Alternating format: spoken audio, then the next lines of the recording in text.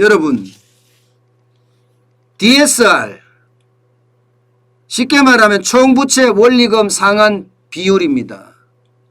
이게 7월 1일부터 40%대로 규제하기로 했죠. 무슨 말이냐? 내가 1년 동안 버는 월급 100% 중에 내가 빌린 돈 거기에 대한 원금과 이자를 40%만 써라 이거예요. 40%만 써라. 내가 1년에 1,000만 원을 번다면 400만 원만 빌려서 쓰라는 거죠. 400만 원까지만. 그러니까 대출을 이제는 덜 해주겠다는 이야기입니다. 쉽게 말하면. 그런데 핵심이 뭔가 하면요. 지금 정부의 대출 정책이 여러분 완전히 바뀐 거다 이렇게 해석할 수 있어요. 바뀐 거다. 물론 뭐 금방 다 바뀌지는 않을 텐데요. 대출 한도를 결정하는 요소가 지금 바뀌었다 이렇게 해석하면 간단합니다. 무슨 얘기냐? 지금까지는 대출은 담보 중심으로 대출을 해줬어요. 그런데 이게 소득 중심으로 바뀐다는 거예요. 소득 중심으로. DSR 40% 기준으로 말입니다. 내가 1년 동안 버는 돈 중에 이자와 원금은 40%까지만 내라.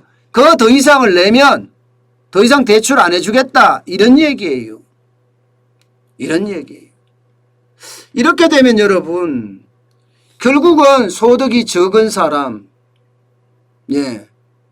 그런 사람은 점점 대출이 줄어든다는 이야기가 되는 거잖아요. 그만큼 대출 규제가 또 더 심해진다는 이야기입니다. 이게 이렇게까지 나오는 데는 그만큼 지금 가계대출이 위험하다는 뜻입니다. 여러분 가계대출이 1765조예요. 여기에 자영업자 대출까지 포함하면 2000조가 넘습니다. GDP 대비 101%가 넘어요. 101%가. 자칫 잘못하면 부채 때문에 나라가 망하게 생겼다 이런 말까지 나올 정도입니다. 그러니까 금융 당국에서 다급한 겁니다. 굉장히 다급하기 때문에 지금 대출 한도의 결정 요소까지 바꿔가면서 DSR을 시행하겠다 이런 얘기거든요. 아니 지금까지 DSR을 안 한 건 아닙니다. DSR을 계속 시행은 해왔습니다. 그런데 특정인에게 해왔죠. 특정인에게. 예를 들어서 투기지역이나 투기과열지역에는 주담대 같은 경우는 9억 초과주택에 대해서 DSR 40% 적용을 했고요. 신용대출 같은 경우는 연소득 8천만 원이 초과하거나 혹은 1억을 초과할 때 이게 1억을 대출을 받을 때 이때 이제 DSR 40%를 적용했습니다. 그런데 7월 1일부터는요. 이제는 규제지역이라면 전규제지역 다예요. 전규제지역 다해서 주택가격이 6억만 넘어서면 무조건 DSR 40%를 적용하겠다는 이야기입니다. 그러니까 주택담보대출 받을 때는요. 내가 다른 데 대출이 많으면 이게 못 받는다는 이야기가 돼요. 물론 시중은행에는요. 40%고 저축은행 제2금융권까지 가면 60%로 늘려놓은 거는 있어요.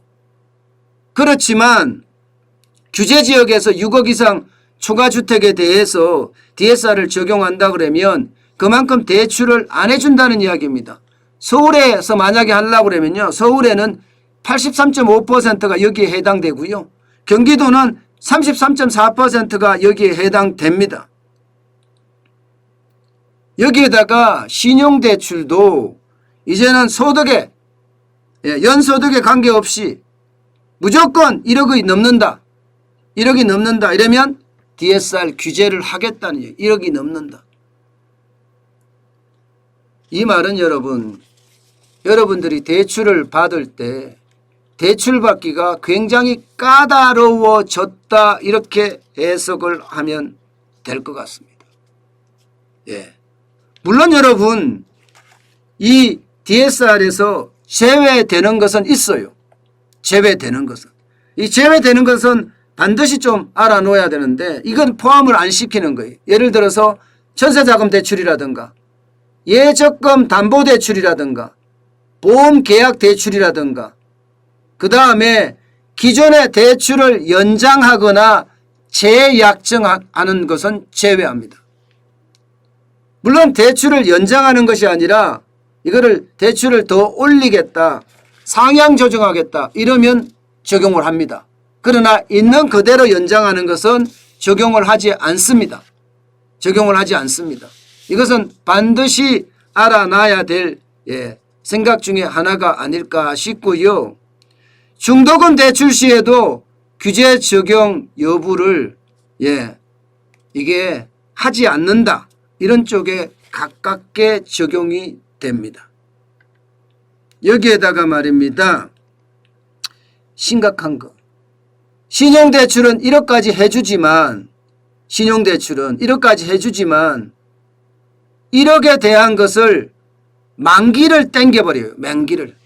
지금까지는 자동 10년이었거든요. 만기가 신용대출이. 그런데 이거 7년으로 줄입니다. 그러면 어떻게 될까요? DSR을 적용을 하면요. 10년이면 7천만 원 빌렸을 때 월 700만 원만 되면 되지만 이게 7년으로 만기를 줄이면 월 1천만 원이에요. 월 1천만 원. 그러면 이것도 대출을 줄이는 효과를 가져올 수가 있습니다. 물론 이게 만기 연장은요. 내년 7월에 가면 5년으로 바뀌고요. 2023년 7월에 가면요. 실제 만기가 마이너스 통장하고 같다. 결국은 1년으로 동일하게 만들겠다. 1년으로. 쉽게 말하면 이제 신용대출이라는 게 없어지고 마이너스 통장 이게 오히려 생긴다. 이게 두 개가 합쳐진다. 뭐 이렇게까지 보이는 거죠. 문제는 여러분. 문제는 올해만 줄이는 게 아니라는 사실이에요. 올해만 줄이는 게. 내년에 가면 내년 7월 1일에 가면 더 많이 줄인다는 이야기입니다. 보시는 것처럼 내년 7월 1일에 가면 모든 대출액입니다. 모든 대출액. 신용대출, 주택담보대출 다 합쳐서 2억이 초과하면 DSR 적용하고요. 2023년 2년 후죠. 2년 후 7월부터는 모든 대출액에 1억이 초과하면 DSR을 적용합니다. 그냥 간단하게 말씀드려서 대출 안 해준다는 이야기입니다. 대출 안 해준다. 돈 버는 게 없으면 안 해준다. 이런 얘기가 돼요.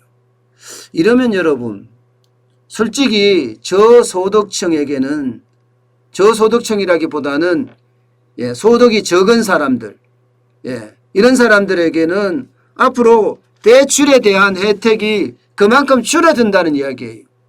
그러면 여러분 저소득 물론 취약계층이 다 저소득자 이렇지는 않을 겁니다. 서민들이 저소득자 이렇지는 않을 거예요. 고소득자도 있을 수 있죠. 이제 막 버는 사람들 입장에서는 많이 벌 수가 있으니까.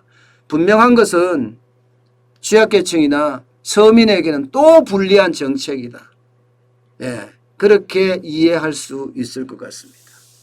어쨌든 바뀐 그 대출 규제 여러분 정확히 이제 이해할 필요는 있다.